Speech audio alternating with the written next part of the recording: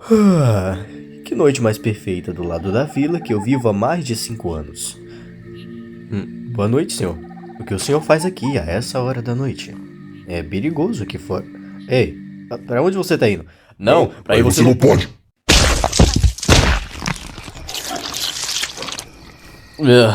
Eu não gosto de coisas forçadas.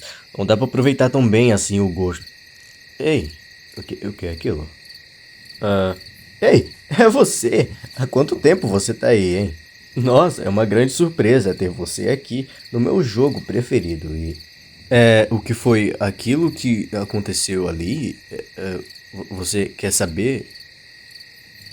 Villagers, você sabe como eles gostam de destruir as coisas e ele tava destruindo as paredes da minha construção e eu tive que dar um jeito nele, assim. Mas ele tá bem, relaxa. Ele era um aldeão, um ferreiro, muito experiente. Fazia umas trocas boas também. Então eu. Óbvio que eu não devoraria ele, afinal de contas. Quem que faz esse tipo de coisa, né? Mas o mais intrigante em tudo isso é que eu tô fazendo essa construção há mais de 5 anos e ela nunca foi terminada. É que eu gosto muito de explorar o mapa e acabo deixando de fazer minha casa, pois esse lugar é bem estranho e também acontecem umas coisas estranhas. E eu tô tentando descobrir o que é. O Minecraft sempre foi um jogo com muitos ramos em todos os gêneros, fadado a ser popular por adentrar ao mundo e acolher os aventureiros, construtores, mecânicos, mineradores, terroristas e trabalho de adulto. Você tá entendendo, né? Onde é que eu quero chegar. E tudo isso faz o Minecraft ser um jogo único, pois, apesar das infinitas possibilidades de você moldar o seu mundo do modo que melhor te agrada, o Minecraft também possui um lado sombrio, que diferente dos mods que são complementos que você pode adicionar no jogo, o terror sempre fez parte, desde a essência, do Minecraft.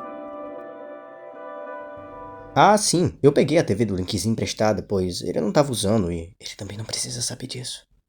E o canal do Marcos Yu, criador da história de terror do Bob Esponja, acho que vocês conhecem, lançou essa obra de arte aqui. Que não é só um filme de terror do Minecraft, mas uma história baseada em pura teoria. Teoria que talvez você nem sequer conhecia. E não vamos só analisar a história hoje, pois já passou um tempinho e muita gente já gravou sobre, mas vamos também falar um pouquinho sobre a base que inspirou a história.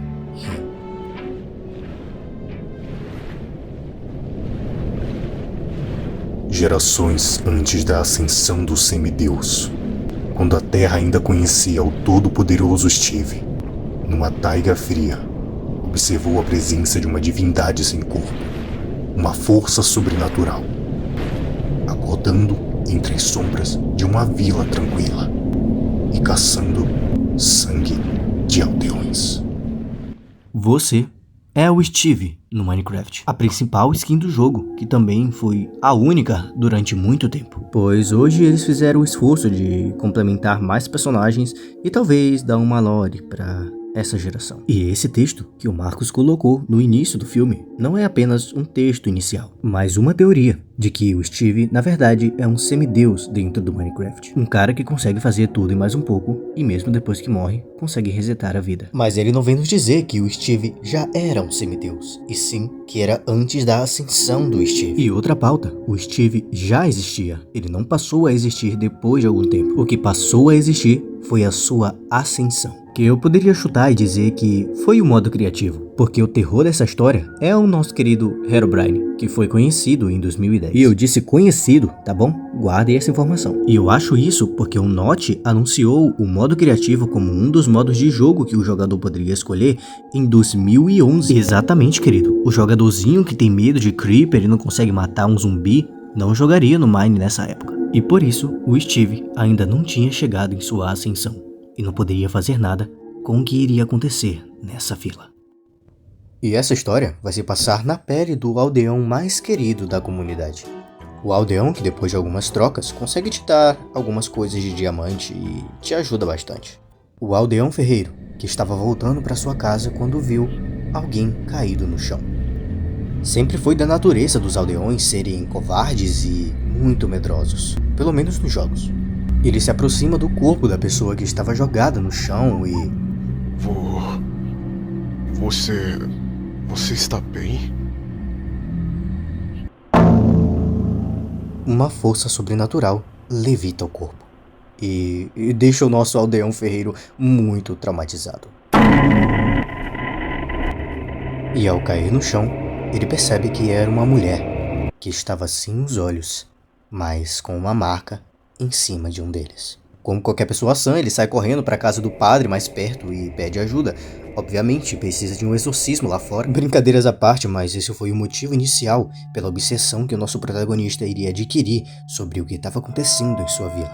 Sua santidade! Bondade, o que te perturba a essas horas, filho? O ferreiro tinha reparado bem no rosto da moça. Afinal de contas, aquilo realmente foi bem traumatizante. E no desespero, ele tenta explicar para a santidade o que havia visto lá fora. Que havia uma coisa e um corpo de uma pessoa lá fora. E quando o padre vai ver, ele olha... Lá fora onde, filho? Esse velho cego não olha nada, sendo que claramente o corpo ainda está bem ali. Agora não tá mais. A aprendiz de cartografia tinha uma marca na testa. Ela desapareceu há mais de 5 anos. Espero que você não tenha se confundido com lobos. Você sabe como eles caçam nessa taiga. Está bem ali! Está bem ali! O padre continua negando e até se considera míope em relação a isso. O ferreiro percebe que ele não tem como ajudar em nada e até cogita pensar que estava enlouquecendo. Eu estou apenas sonhando. Eu tô delirando. Eu tô apenas sonhando.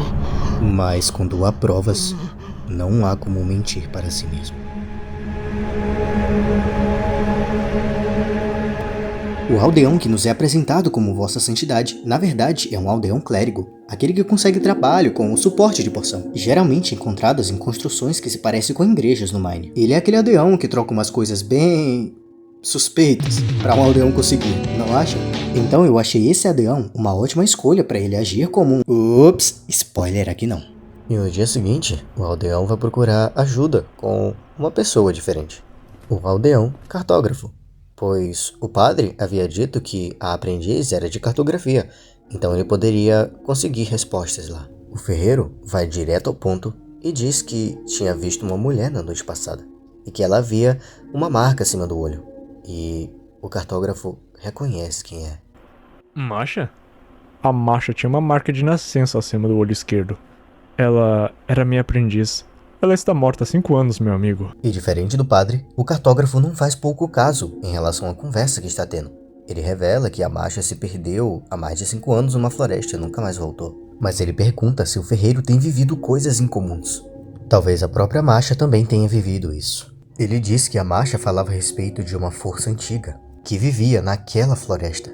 E por algum motivo, ele cita pilhas de pedras que tem lá fora, que seriam utilizadas para uma construção que nunca foi feita. E se ele jogou esse assunto do nada, talvez aquele pedregulho tenha relação com essa história. Aparentemente, o cartógrafo já desconfiava um pouco da santidade por ter contado essa história.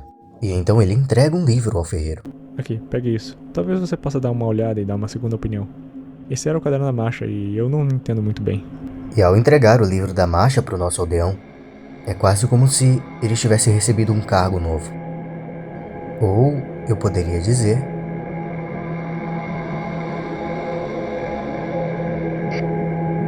uma maldição. Como o Aldeão Ferreiro é um dos meus inscritos que curte ver um terror à noite, ele prefere ler esse livro à noite. Ou ele passou o dia todo lendo e terminou de ler agora. Eu não sei, mas ele começou a ler o livro. Que, por ser de uma cartógrafa, tem ilustrações bem interessantes de lugares e mapas. E na direita dá pra ver bem nitidamente o lugar de onde Masha estava obcecada. Bem longe. Na outra página, o lugar um pouco mais aproximadamente, descrito como home. Quem não sabe, home é casa, tá? Mais uma folheada e ele vê o ritual de invocação que nós já conhecemos. E um texto que ele lê em voz alta. Ele é as sombras, as paredes, o próprio ar. Ele está em todo lugar como uma doença. E não há cura a não ser acordar. Ele, descrito como uma sombra, com os olhos brilhantes, que mesmo no papel, encara a alma do ferreiro. E o faz tentar imaginar qual seria a aparência dessa criatura.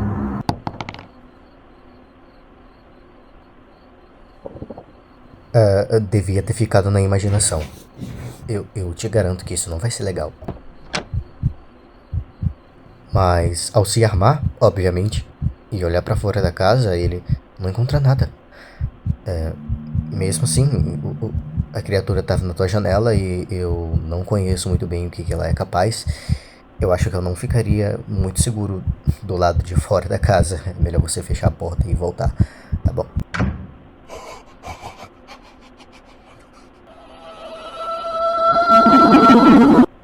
Não adianta voltar. Isso foi extremamente macabro. Querendo ou não, ele ainda é um aldeão. Cartógrafo! Deixe-me entrar! Deixe-me entrar!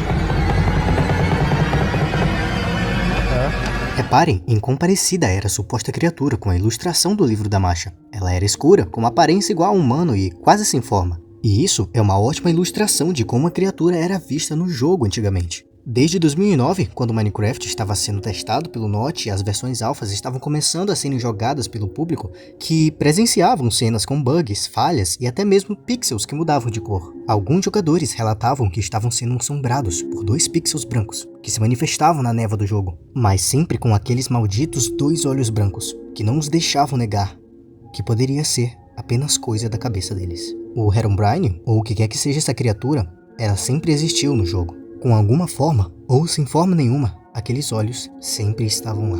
Está aqui. Ele tá aqui! Quem, amigo? De que tá falando? Ele, o homem dos livros de Masha, o Herobrine. Está na maldita vila. O que quer que ela tenha visto, o que quer que a tenha deixado louca, dizendo, ele vive dentro de você. Ela trouxe isso pra esta vila esquecida por Deus e ela está entrando na minha cabeça. Só que dessa vez, o seu amigo cartógrafo se deixa levar pela ignorância. Ele diz que vê coisas no canto do olho dele. Mas ainda assim, ele prefere ignorar e acreditar na promessa meia-boca de proteção que a santidade prometeu para eles. Que a única coisa que mantém os aldeões vivos é a ignorância. Mas o nosso protagonista tem outro tipo de ignorância. Eles...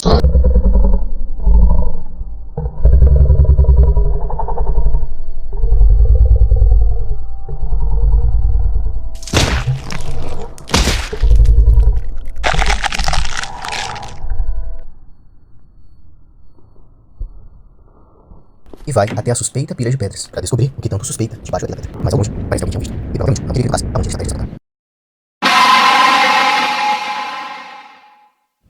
Sua santidade. Você está bem, filho? Já é bem tarde. Sim. Por que você está aqui? Foi difícil dormir essa noite. O que você está fazendo? Talvez a figura da santidade nessa aldeia traga uma leve sensação de segurança a eles, de que o santo da vila vai os proteger com as suas promessas falsas, pois o ferreiro diz que tem algo de errado nesse lugar, mas ainda assim a santidade nega isso ao ferreiro. O ferreiro diz que havia visto o Masha naquela noite, e o padre revela que sim, ele conhecia Masha e sabia que ela havia morrido, mas que não era para ele se deixar levar por isso. A santidade conseguiu fazer a cabeça do nosso protagonista acreditar que ele só precisava de um aprendiz para gastar o seu tempo. E, para novidade de ninguém, a vossa santidade é mais que suspeita.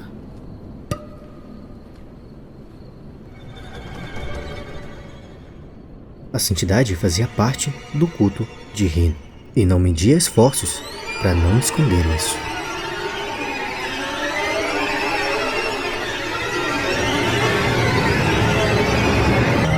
As suspeitas estavam corretas. E no dia seguinte, ele foi cobrar respostas daquele que provavelmente tinha todas elas. Dá pra perceber o quanto o nosso protagonista tá estressado com tudo isso, ao ponto de levar uma lâmina pra, quem sabe, tirar as respostas forçadamente. Nossa, você não deve sempre entrar sem As querer. pedras. Quem as colocou lá? Você está louco? Responda-me! Você tem agido de forma estranha. Não quero apressá-lo, por favor. Não me faça ir lá. Algo possuiu, estou tentando ajudar. Eu sei que você viu. O quê? Naquela noite, a santidade tinha visto o corpo da Masha. Não era só o trabalho dele trazer segurança pro povo, como também evitar com que descobrissem a quem ele adorava. Mas ele não responde nenhuma das perguntas do aldeão ferreiro, que decide de uma vez por todas descobrir o que tem debaixo das pedras. Espere! Não fique bravo, filho. E ele encontra a única coisa que ele não queria encontrar: o ritual de invocação, que estava ali o tempo todo, provavelmente desde quando a marcha ainda estava na vila. Mas por sorte, ele não está ativado, só que a santidade levanta. Eu não queria nada disso, filho. Ele já está aqui, nas paredes, no solo, em todo lugar. Olhe. O feitiço dele já está dentro de mim, junto com o resto da vila. É só uma questão de tempo, antes que estejamos à disposição. A santidade ataca o ferreiro, e como um ato de misericórdia, diz que vai ceifá-lo a vida dele e poupá-lo do feitiço de Rin. Mas, ainda bem que tinham várias pedras no lugar onde ele estava, e deu pra pegar uma e nocautear a santidade apenas pra... O tempo é agora!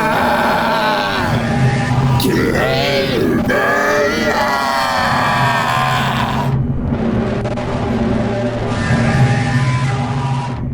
E o ferreiro finaliza ele, depois dessa cena muito macabra.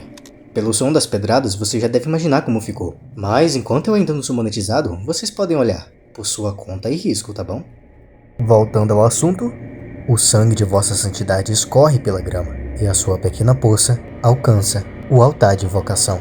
Bom, mas isso não necessariamente ativaria o altar, então não é preciso ter medo.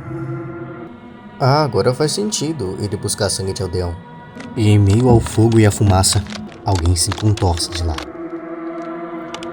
Mas aquilo não era alguém, era alguma coisa, que também possuía os olhos brancos que brilhavam na névoa. Seria isso Herobrine?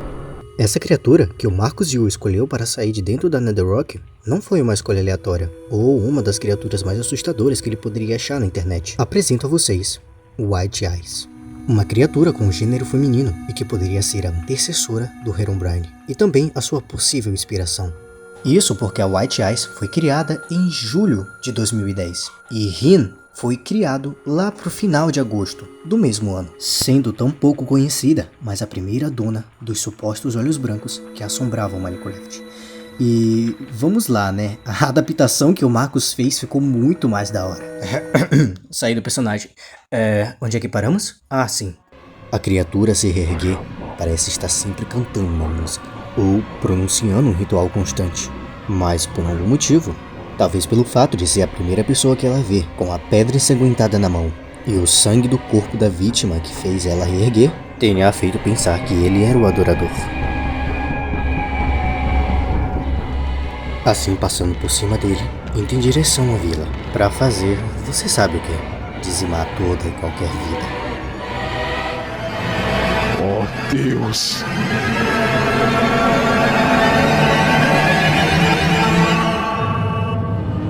E para surpresa de ninguém, uma faxina.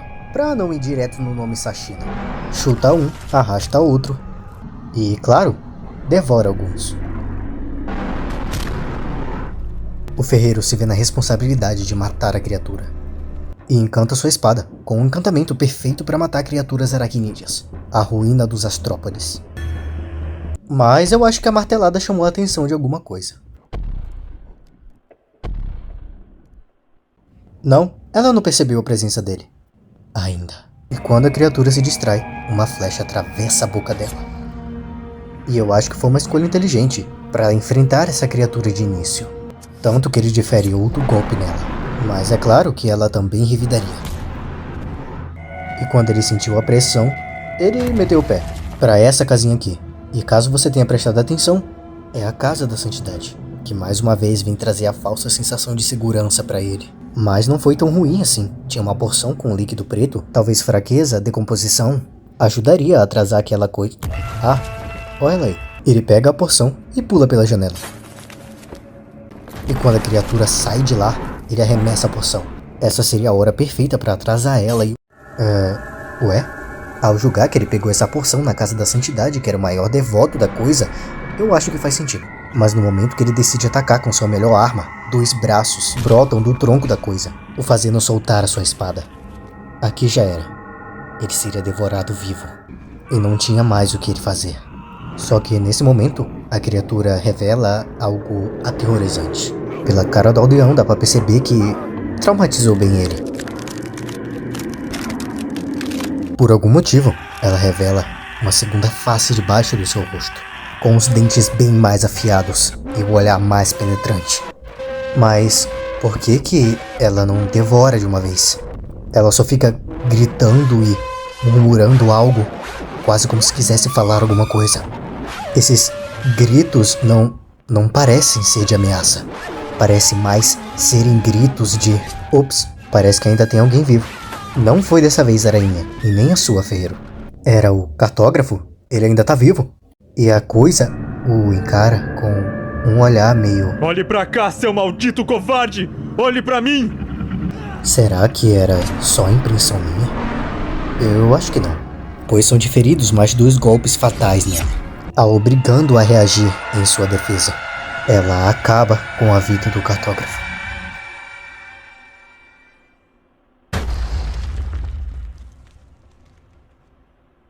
Ele foi o único amigo para ele nesses tempos de agonia, mas ele não iria resistir. Não! Isso tudo tinha que acabar. Ele tinha que enfrentar a coisa agora. Ela volta a encarar ele, mas ela continua com aqueles mesmos gritos. Só que dessa vez parece que ela tá chorando, suplicando, pedindo ajuda. O ferreiro não consegue entender. Mas ele tinha que fazer. Ele tinha que matar ela.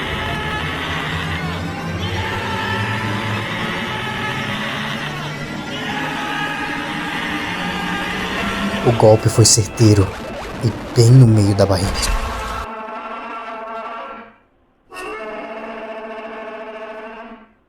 Seus gritos agora eram de agonia e dor. Afinal de contas, as suas entranhas estavam saindo para fora. Sua expressão facial é bem nítida de se entender. O ferreiro se recompõe e se levanta para conferir se realmente havia acabado tudo isso. Mas ela ainda estava viva, olhando para ele com aqueles olhos brancos, aqueles 2 malditos olhos brancos que vão até a sua alma e a condenam. E no último golpe de misericórdia, ele repara bem na segunda face. Tinha uma marca de nascença no olho da criatura. Aquele tempo todo a criatura estava livrando a vila de um mal maior. Aquele tempo todo ela estava suplicando para que acabassem com seu sofrimento. Masha tinha sido torturada durante esses 5 anos. E ele acaba com o sofrimento dela. Todo mundo da vila foi dizimado.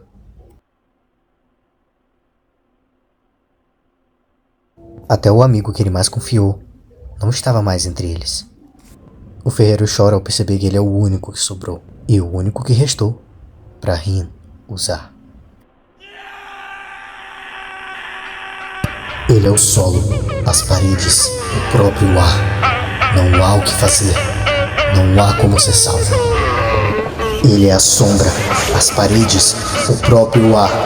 Não há o que fazer, não há como ser salvo, a não ser acordar.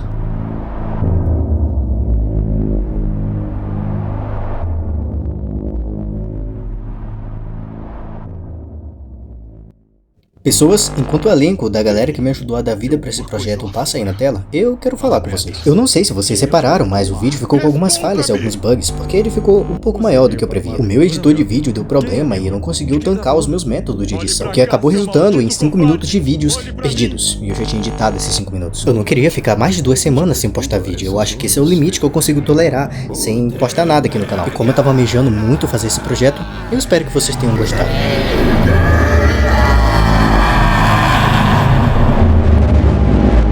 Agora fiquem com os pequenos momentos de erros de gravação que eu tive.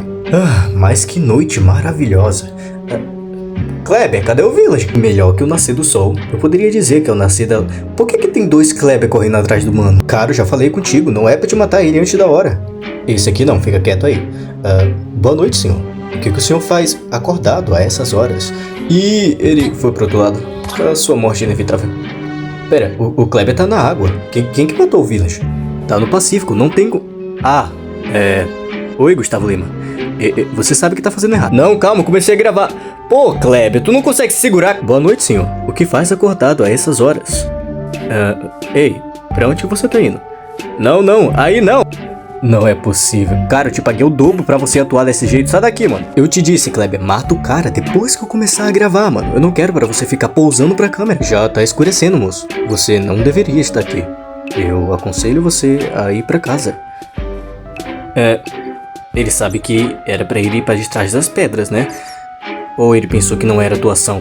Tô quase desistindo, mano. Cara, eu não quero vocês dois aqui. Meu Deus, ele chamou a família toda. Que anoitecer mais tranquilo. Moro nessa vila há mais de 5 anos e sempre foi assim. Bom, eu deveria me ver em casa agora.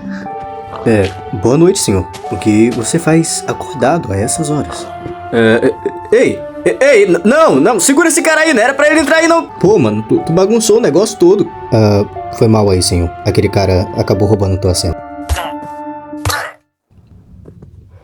Tá, vamos tentar de... Kleber, o que tu fez? Cara, o negócio não tá dando certo, vou ter que pedir ajuda. Vou ter que invocar o cara antes, pra ver se ele coloca a ordem então no negócio. Bom, a essa altura você já deve saber o que tinha de trás do pedregulho.